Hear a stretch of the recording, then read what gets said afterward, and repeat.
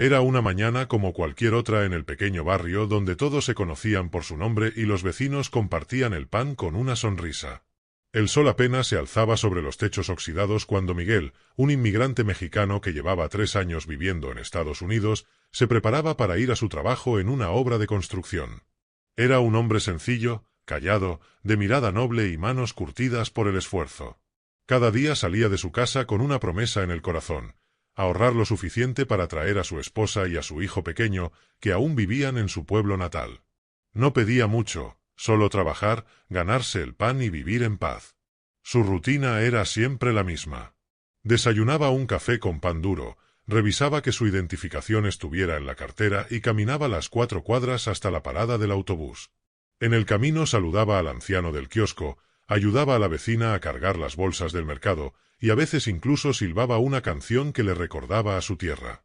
Todo parecía tranquilo, como si el mundo lo hubiera olvidado por un instante. No imaginaba que ese día, tan normal y tan común, cambiaría su vida para siempre. Cuando el autobús se detuvo, subió y se sentó junto a la ventana. Observaba las calles pasar, los edificios, la gente apurada, y pensaba en lo afortunado que era por tener trabajo. Pero apenas una hora después, la suerte pareció darle la espalda.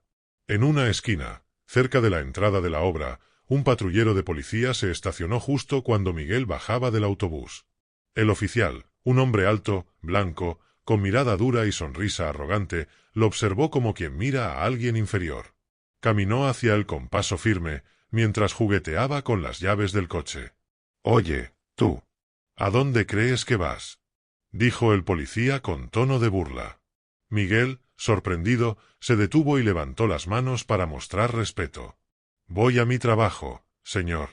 Aquí tengo mis papeles», respondió con voz temblorosa. El oficial no quiso escuchar. Lo miró de arriba abajo, con desprecio evidente, y rió. «Claro, claro, todos ustedes dicen lo mismo. Pero algo me dice que tú no perteneces aquí». Varios transeúntes se detuvieron a observar. Algunos grababan con sus teléfonos, otros simplemente bajaban la cabeza para no meterse en problemas. Miguel sintió la sangre hervirle en las venas, pero sabía que cualquier palabra podía empeorar la situación. El policía le ordenó que se diera vuelta, lo empujó contra la pared y comenzó a revisarlo mientras decía cosas que herían más que los golpes. «¿Crees que puedes venir a mi país a robar trabajo?», escupió con odio. «Vamos a ver si de verdad eres legal, amigo». Miguel intentó mantener la calma. «Por favor, señor, no he hecho nada. Solo voy a trabajar». El oficial se rió. «Tranquilo, esto es solo por diversión». Esa frase le atravesó el alma. Por diversión.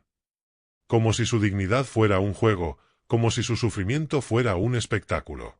Lo esposó frente a todos, lo hizo arrodillarse y le gritó que no se moviera. En ese momento, Miguel sintió que todo su esfuerzo, todos sus sacrificios, se desmoronaban. Pensó en su hijo, en su esposa, en las promesas que había hecho. Sentía vergüenza, miedo y una rabia que le quemaba el pecho. Un joven se acercó con el teléfono grabando, indignado por lo que veía. «Oiga, eso es abuso». «No ha hecho nada», gritó. Pero el policía lo ignoró.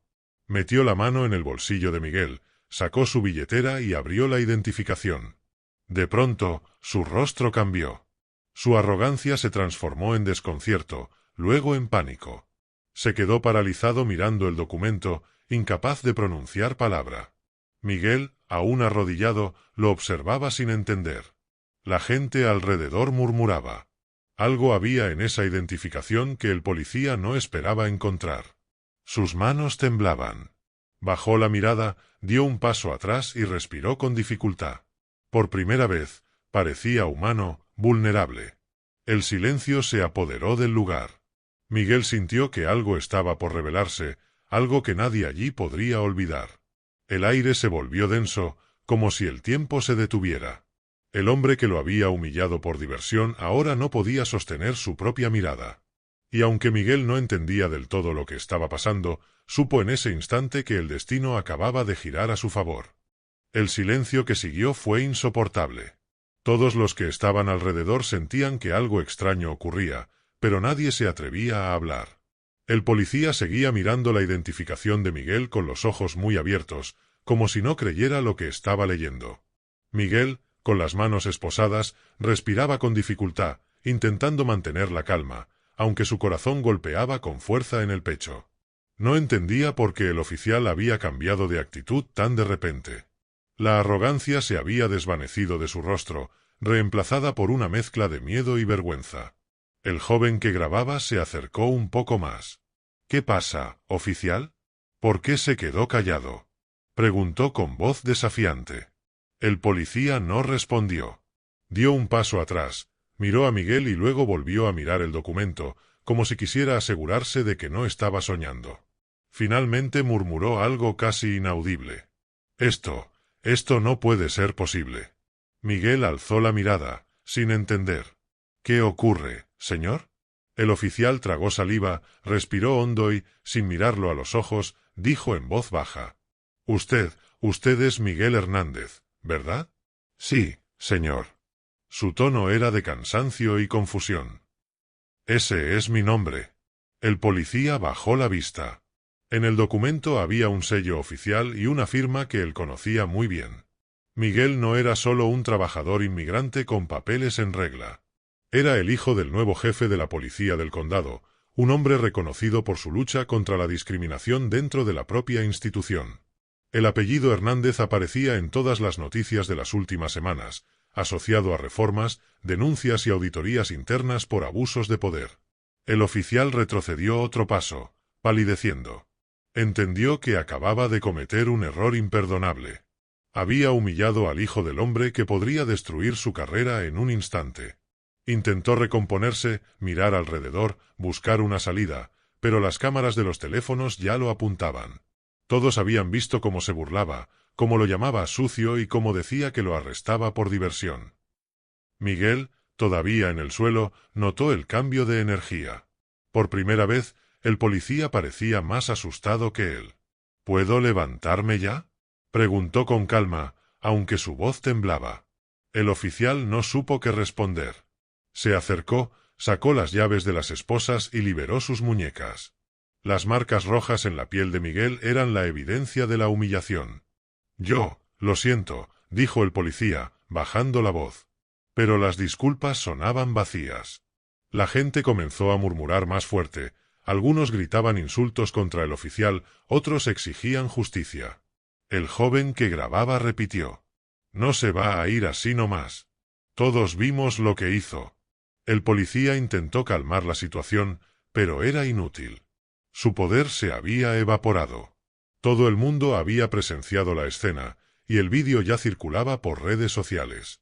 Miguel se puso de pie lentamente, con dignidad, respirando hondo.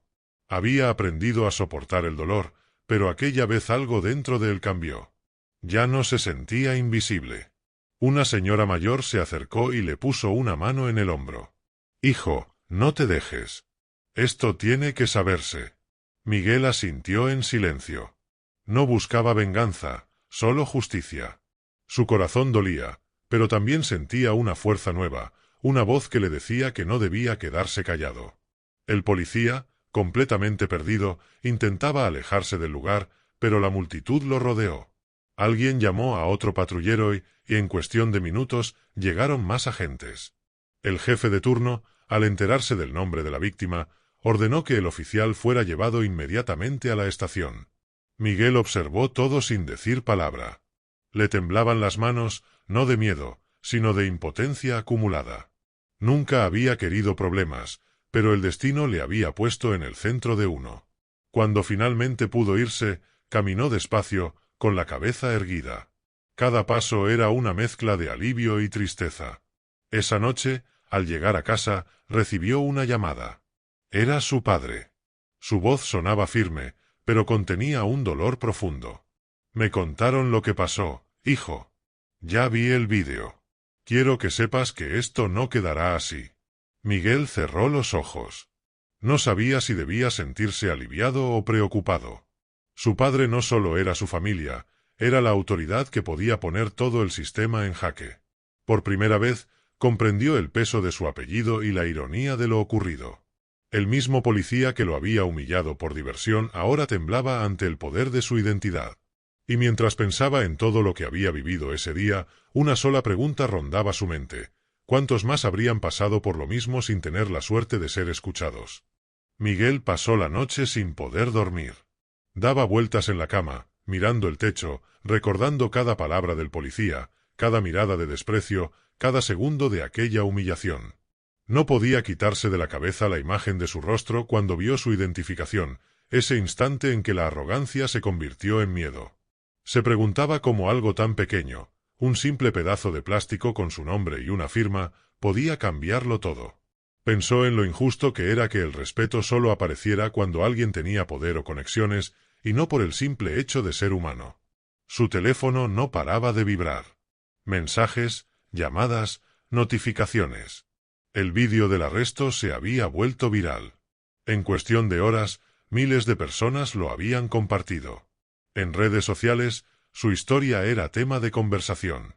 Algunos lo llamaban el inmigrante que hizo temblar al racista, otros pedían la renuncia inmediata del oficial. Las imágenes eran duras de ver, él en el suelo, con las manos esposadas, y el policía riendo mientras lo humillaba. Cada vez que Miguel veía un fragmento, el estómago se le encogía. No quería fama, no quería ser símbolo de nada. Solo quería justicia. Su padre lo llamó de nuevo esa mañana. «Hijo, necesito que vengas conmigo a la estación». Su voz sonaba fría, profesional. Miguel sintió un nudo en la garganta. Sabía que no sería fácil. «Está bien, papá. Iré». Se vistió con ropa limpia, tomó sus documentos y salió de casa. En el camino, la gente lo reconocía. Algunos le sonreían, otros lo saludaban con respeto. Un anciano lo detuvo en la esquina. «Gracias por no quedarte callado, muchacho. Lo que te pasó nos pasa a muchos, pero pocos tienen el valor de mostrarlo». Miguel bajó la cabeza, sin saber qué responder. No se consideraba valiente, se consideraba cansado. Cansado de aguantar, de callar, de ser tratado como si no existiera. Al llegar a la estación, el ambiente era tenso. Los policías lo miraban de reojo, algunos con vergüenza, otros con resentimiento.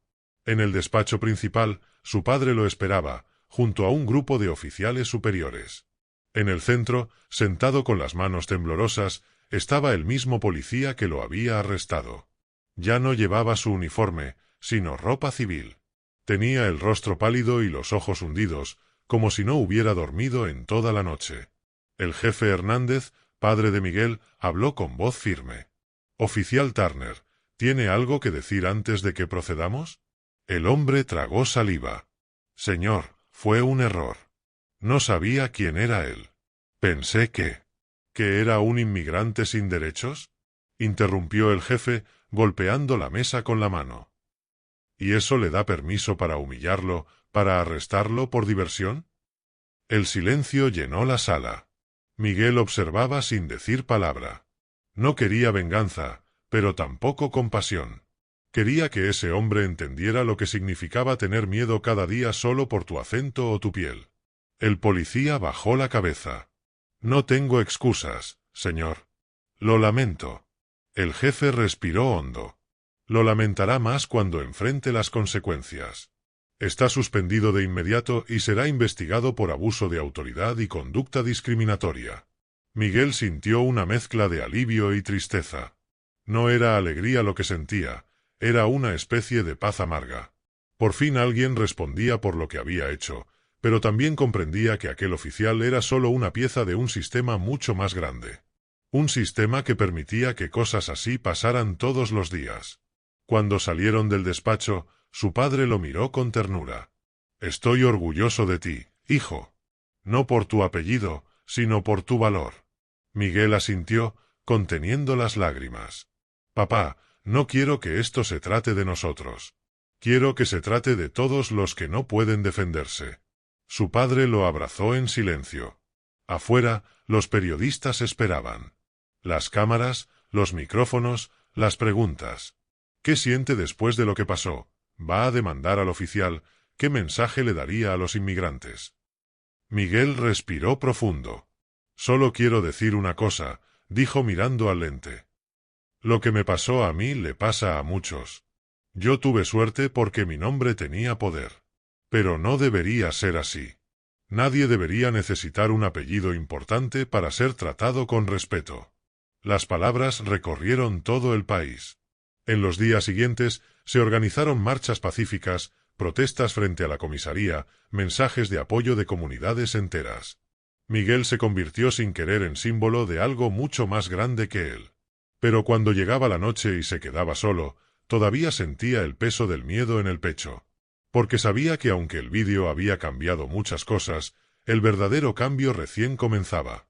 Los días que siguieron fueron un torbellino. Miguel nunca imaginó que su vida sencilla se convertiría en el centro de una tormenta mediática. Las noticias repetían su historia una y otra vez: el inmigrante humillado por un policía racista, el vídeo que expuso la verdad, el hijo del jefe de policía que desenmascaró el abuso desde dentro del sistema.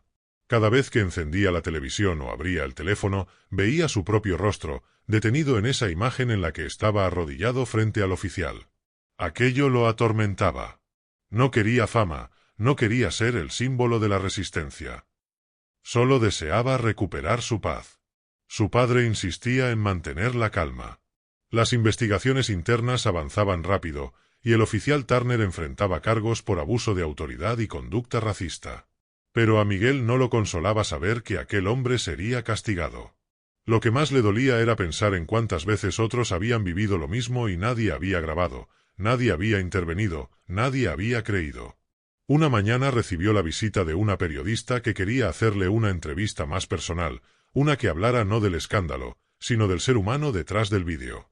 Al principio dudó, pero luego aceptó. Quizá, pensó, si contaba su historia con honestidad, podría abrir los ojos de otros. Se sentaron en una pequeña cafetería del barrio. La mujer encendió la grabadora y comenzó. Miguel, ¿qué sintió en el momento en que lo arrestaron sin motivo? Él bajó la mirada y respondió despacio. Sentí miedo. Pero más que miedo, sentí impotencia. Porque supe que aunque gritara, aunque mostrara mis papeles, nadie me iba a escuchar. Y eso es lo peor, sentir que no importas, que tu voz no vale nada. La periodista lo miró con empatía. ¿Y qué sintió cuando vio el rostro del policía cambiar al leer su identificación? Miguel respiró profundo antes de contestar. No lo voy a negar. Al principio sentí alivio. Era como si el universo me devolviera un poco de dignidad. Pero después, me dio tristeza. Porque entendí que no me respetó por ser persona, sino por ser alguien con poder. Y eso no debería ser así. Sus palabras conmovieron a todos los que escucharon la entrevista. En pocos días, el fragmento se viralizó también. Pero esta vez no era el vídeo del abuso, sino su voz serena, su mensaje profundo. El respeto no debería depender de un apellido, repetían las redes sociales. El jefe Hernández empezó a recibir llamadas de otras instituciones. Querían colaborar, crear campañas, abrir investigaciones. Se hablaba de un cambio, de revisar protocolos, de capacitar a los oficiales sobre derechos humanos. Por primera vez en mucho tiempo, algo bueno parecía surgir del dolor. Sin embargo, no todos estaban contentos. En los pasillos de la comisaría se escuchaban murmullos. Algunos policías veían a Miguel como una amenaza, como el hijo que arruinó la reputación de su propio padre. Otros lo insultaban en redes, escondidos tras perfiles falsos. Una tarde, al salir de su trabajo, encontró su auto rayado con frases ofensivas. Su corazón se encogió. Entendió que la batalla no había terminado. Esa noche, su padre llegó a su casa con expresión preocupada. «Hijo, necesito que tengas cuidado. Hay gente que no soporta los cambios». «Lo sé, papá», respondió Miguel, mirando por la ventana. «Pero no pienso callarme. Si me quedo en silencio, todo lo que pasé no servirá de nada». El hombre lo abrazó con fuerza. «Estoy contigo. Pero prométeme que serás prudente». Los días pasaron y Miguel empezó a recibir invitaciones de universidades, organizaciones y comunidades de inmigrantes. Lo querían escuchar, querían que hablara, que contara su experiencia. Aunque no se sentía preparado para ser un portavoz, aceptó. Cada vez que subía a un escenario, miraba a la gente y recordaba su propio miedo, su silencio. Entonces hablaba desde el corazón, sin discursos ensayados, con la voz temblorosa pero sincera. «Yo no soy un héroe», decía. «Soy uno más. Uno que tuvo la suerte de ser escuchado. Pero hay miles que no pueden contar su historia. Por ellos, no podemos rendirnos». Su mensaje tocó almas. Muchos comenzaron a compartir sus propias vivencias, y pronto se formó un movimiento ciudadano que exigía reformas reales. Miguel no lo buscó, pero su historia se había convertido en un faro para otros. Una noche, mientras regresaba de una charla, caminó por la misma calle donde todo había comenzado. La esquina, la pared, el asfalto, todo seguía igual, pero él ya no era el mismo. Se detuvo, cerró los ojos y respiró hondo. En el silencio de la noche sintió algo nuevo, no miedo, no rabia, sino esperanza. Porque entendió que aunque la herida seguiría abierta, de ella también podía nacer la fuerza para cambiar el mundo. Las semanas pasaron y la historia de Miguel siguió creciendo, transformándose en algo que él nunca imaginó. Lo que había comenzado como un acto de humillación se había convertido en un símbolo de dignidad y resistencia. Sin embargo, cuanto más se hacía visible su caso, más pesada se volvía la carga sobre sus hombros. La gente lo admiraba, pero él todavía sentía miedo. Había noches en las que despertaba sobresaltado, con el sonido de las sirenas en su cabeza, reviviendo el momento en que fue empujado contra la pared. Le costaba dormir, comer, concentrarse. Su alma estaba cansada, pero algo dentro de él se negaba a rendirse. Un día recibió una carta sin remitente. Al abrirla, encontró unas pocas palabras escritas con letra temblorosa. «No todos somos como él. Perdón». No había firma, pero Miguel supo de inmediato que venía de un policía. La carta le produjo un nudo en el pecho. Era la primera vez que alguien del otro lado reconocía el daño que se había hecho. La dobló con cuidado y la guardó en su cartera, como un recordatorio de que incluso en medio de la oscuridad aún existía luz. Su padre seguía enfrentando presiones dentro del departamento. Había quienes lo acusaban de usar a su hijo para destruir la reputación de la institución. Otros lo veían como un traidor por permitir que se difundiera el vídeo. Pero él no se detenía. Estaba decidido a limpiar el sistema desde adentro, aunque eso significara perder amistades o poder. Miguel lo admiraba profundamente, pero también temía por él. Cada día era una batalla silenciosa contra un enemigo invisible, el odio disfrazado de orden. Una tarde, lo invitaron a dar una charla en una universidad de la ciudad. El auditorio estaba lleno. Estudiantes, profesores, periodistas y familias enteras querían escuchar su historia. Cuando subió al escenario, el público lo recibió con un aplauso largo y sincero. Miguel respiró hondo y comenzó a hablar. Cuando era niño, dijo con voz firme, mi madre me enseñó que el respeto no se pide, se gana. Pero con el tiempo entendí que, para algunos, ni siquiera eso basta. Hay quienes te juzgan por tu acento, por tu color, por tus papeles, sin saber nada de ti. Y eso es lo que duele, que el mundo te mire como si no valieras lo mismo. Hubo silencio absoluto. Algunos tenían lágrimas en los ojos. Pero quiero decirles algo, continuó. No dejen que el odio los haga olvidar quiénes son. No respondan con rabia, respondan con dignidad. Porque cuando uno se mantiene firme, el racista se encoge, el abusador pierde fuerza y la verdad se impone. Al terminar, todos se pusieron de pie. Los aplausos no parecían tener fin. Miguel bajó del escenario con el corazón latiendo fuerte. Sintió que, por primera vez, su dolor tenía propósito. No era solo una historia triste, era una semilla de cambio. Esa noche, mientras caminaba por la calle iluminada, pensó en su hijo, que pronto llegaría del pueblo. Soñaba con abrazarlo y mostrarle que, incluso en un mundo injusto, la verdad podía brillar. Pero justo cuando se dejó llevar por la esperanza, sonó su teléfono. Era su padre. La voz al otro lado sonaba tensa. «Hijo, necesito verte. Ha pasado algo». El tono le heló la sangre. Corrió hasta la comisaría, donde lo encontró rodeado de oficiales y periodistas. En una pared del edificio había pintadas frases de odio: traidor, proteges a los invasores, no eres uno de los nuestros. Miguel miró los grafitis con rabia contenida. Su padre, con el rostro cansado, se acercó. Esto es la reacción del miedo, dijo. Cuando la verdad incomoda, los cobardes atacan. Miguel apretó los puños. No podemos seguir así, papá. No puede haber justicia si el odio sigue mandando. Por eso no vamos a detenernos, respondió su padre. El cambio no se logra con silencio, se logra con valor. Las palabras lo llenaron de fuerza. Esa misma noche, grabó un mensaje que publicó en redes. Habló sin guión, mirando directo a la cámara. No tengo miedo. No me callarán con amenazas ni insultos. No quiero dividir, quiero sanar. Pero sanar no significa olvidar. Significa recordar para que no vuelva a pasar. El vídeo se difundió de nuevo como fuego. Miles de personas, de distintas razas y nacionalidades, lo compartieron con el hashtag #Todos somos Miguel. Desde entonces, su voz dejó de ser solo suya. Se convirtió en la voz de todos los que alguna vez fueron humillados.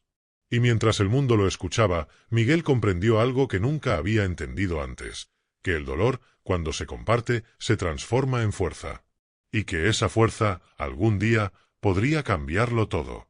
Los meses siguientes trajeron consigo una mezcla de esperanza y agotamiento.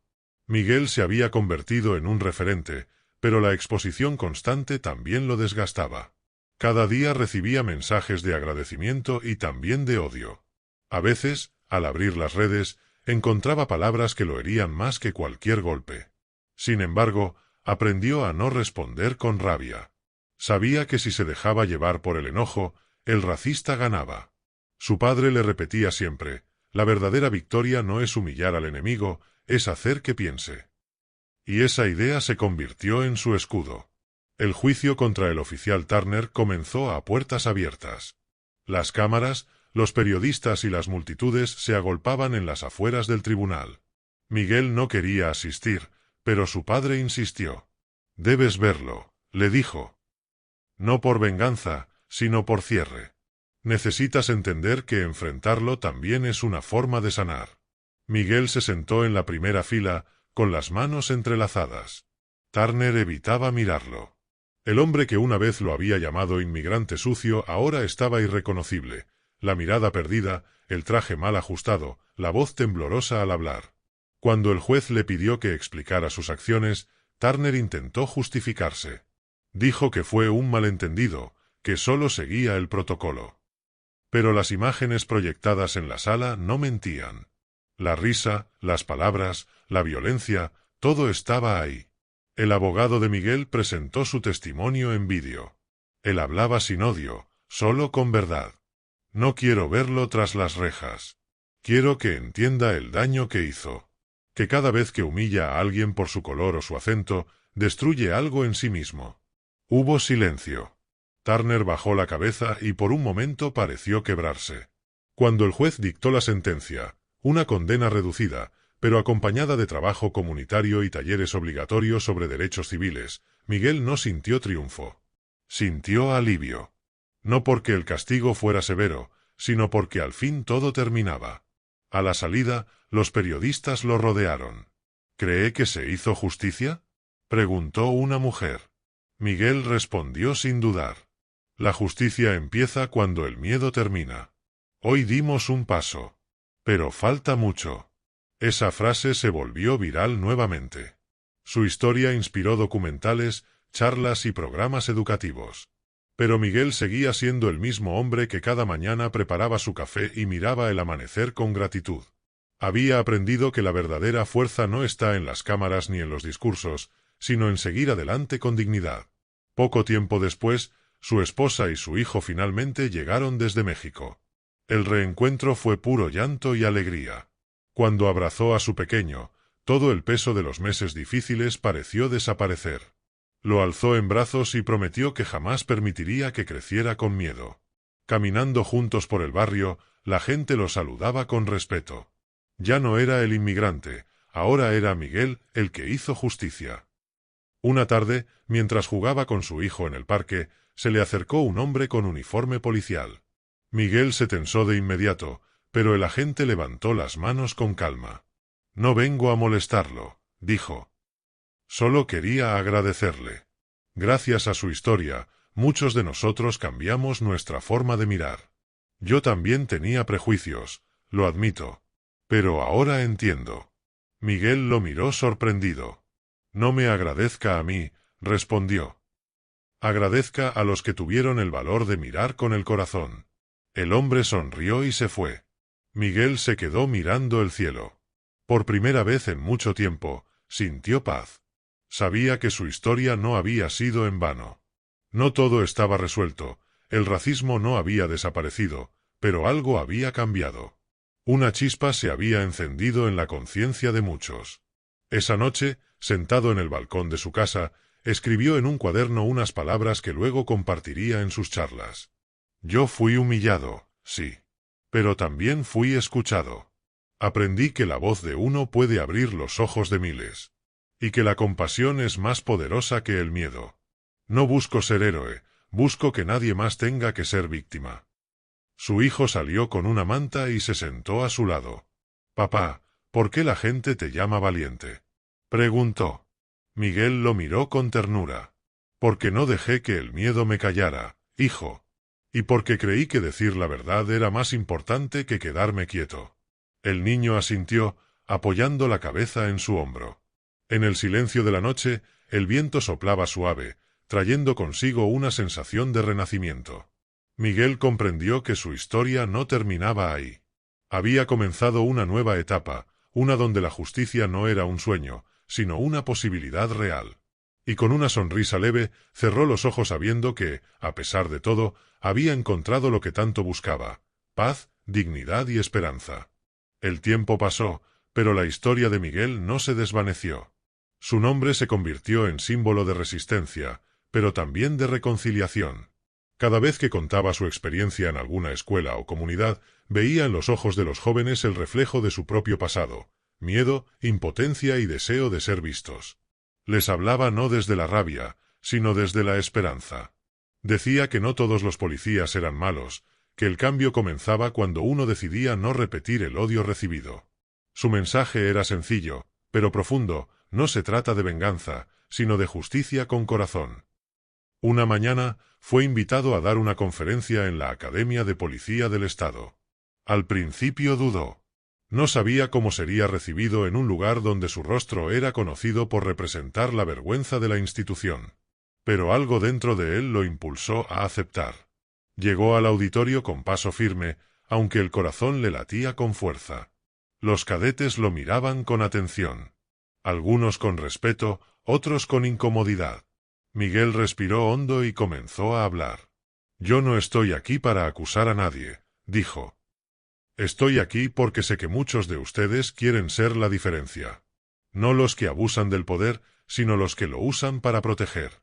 Yo también tuve miedo de ustedes, y no deberían inspirar miedo. Deberían inspirar confianza. A medida que hablaba, el ambiente cambiaba. Algunos cadetes bajaban la mirada, otros asentían en silencio. Cuando terminó, el auditorio estalló en aplausos. Un joven se acercó con lágrimas en los ojos y le dijo: Mi padre fue deportado injustamente. Por usted decidí entrar a la academia. Quiero cambiar las cosas desde adentro. Miguel lo abrazó. Entendió que su dolor se había transformado en propósito, y que cada palabra suya tenía ahora el poder de construir algo nuevo. En los meses siguientes, comenzó un proyecto comunitario junto con un grupo de oficiales reformistas. Visitaban escuelas, barrios y centros comunitarios para enseñar sobre derechos, respeto y convivencia. Al principio fue difícil. Algunos vecinos desconfiaban, temían que fuera una trampa. Pero poco a poco, la presencia constante, las acciones concretas y la humildad fueron derribando las barreras. En una de esas visitas, Miguel conoció a una mujer que le recordó a su madre. Le entregó una carta escrita por su hijo, que había visto su historia en redes y quería darle las gracias. Por usted mi mamá ya no tiene miedo de salir sola, decía la carta. Miguel lloró en silencio. Mientras tanto, Turner, el expolicía, también aparecía en las noticias. Había completado su trabajo comunitario, Sorprendentemente, comenzó a colaborar en campañas contra la discriminación. Muchos pensaron que lo hacía solo por obligación, pero Miguel decidió creer que las personas pueden cambiar. Una tarde, se encontraron por casualidad en un evento. Turner se acercó con timidez. «No espero que me perdones», dijo. «Pero quiero que sepas que entendí. No pasa un día sin que me arrepienta». Miguel lo observó unos segundos. No vio al hombre que lo humilló, sino a alguien quebrado, intentando reconstruirse. «No soy nadie para juzgarte», respondió. «Solo espero que uses lo que aprendiste para ayudar a otros a no repetir tu error». Turner asintió. Fue un instante breve, pero lleno de humanidad. Los años siguientes fueron más tranquilos. Miguel abrió un pequeño centro cultural en su barrio, donde se enseñaba español, inglés y derechos civiles a migrantes. Lo llamaron Casa Esperanza. Su esposa lo ayudaba con las clases, y su hijo, ya adolescente, tocaba la guitarra en los eventos comunitarios. Cada rincón del lugar estaba lleno de colores, banderas y fotografías que contaban historias de superación. Una noche, después de una jornada larga, Miguel salió al patio del centro y miró las luces de la ciudad. Recordó el día de su arresto, la mirada del policía, el miedo, la humillación. Pero ahora, esa memoria no dolía. Era como una cicatriz que ya no ardía, sino que contaba una historia. Se dio cuenta de que, aunque el mundo seguía teniendo injusticias, su vida había probado que el cambio era posible. Escuchó risas dentro del centro, voces mezcladas de acentos diferentes, y sonrió. Todo valía la pena. Pensó en su hijo, en los jóvenes cadetes, en Turner, en cada persona que había decidido mirar al otro como un igual. Cerró los ojos y sintió gratitud. Tal vez no había acabado con el racismo, pero había encendido una luz que otros seguirían manteniendo viva. Y en ese silencio sereno, comprendió que su misión no era luchar para siempre, sino enseñar a otros a no dejar de luchar.